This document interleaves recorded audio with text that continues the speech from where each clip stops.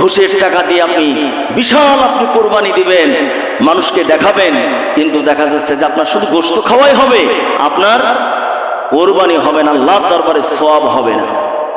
এজন্য আমি অনুরোধ করব, কোরবানির টাকা অবশ্যই হালাল হতে হবে।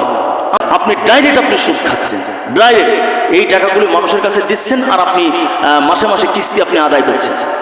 তা আপনি যে কাজ করতেছেন, সূরা বাকারায় আল্লাহ পাক বলেছেন, যে ব্যক্তি এইরকম সুদ ডাইরেক্ট যে ব্যক্তি খায়, সেই ব্যক্তি ডাইরেক্ট আল্লাহ এবং তার রসুলের সঙ্গে যুদ্ধ ঘোষণা করে। তো বলেন, যে ব্যক্তি আল্লাহ এবং রসুলের সঙ্গে যুদ্ধ ঘোষণা করে, সে ব্যক্তি আল্লাহর শত্রু, রসুলের শত্রু, তার কুরবানি কিভাবে হবে আমাকে বলেন। পাক বলেছেন, যদি আমার কথাগুলি গোপন রাখো, আল্লাযিনা ইয়াকতুমুনা মা আনজালাল্লাহ, আমি যেটা নাজিল করেছি এটা যদি তুমি গোপন যদি করো, লা ইউকাল্লিমুহুমুল ইয়াউমাল কিয়ামা, আল্লাহ পাক বলেছেন কিয়ামতের দিন ওই আলেমের সঙ্গে আমি কথা বলবো না, ওয়ালা ইউযাক্কিহিম, এবং ওই আলেমকে আল্লাহ পাক কিয়ামতের দিন পবিত্র করবে না।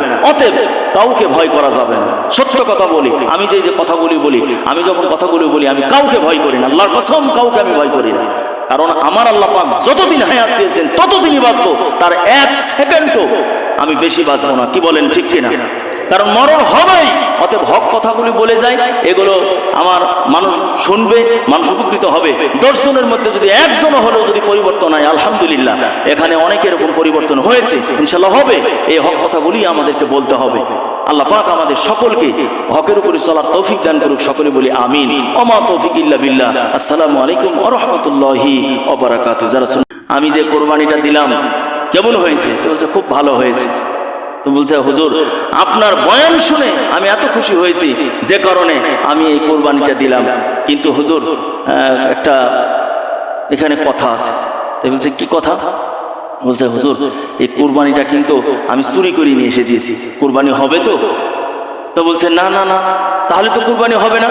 তো হুজুর কোরবানি হোক আর না হোক আমার সমস্যা নাই, কোরবানি দেওয়া যেহেতু সওয়াবের কাজ, আর কুরবানি যেহেতু আমি চুরি করি সেটা হলো গুনার কাজ। সওয়াব আর গুনাহ মারামারি করবে, মাঝখান থেকে আমার গোশত খাওয়া লাভ হবে। এমন যদি অবস্থা যদি হয়, তাহলে তো আপনার কুরবানি হবে না।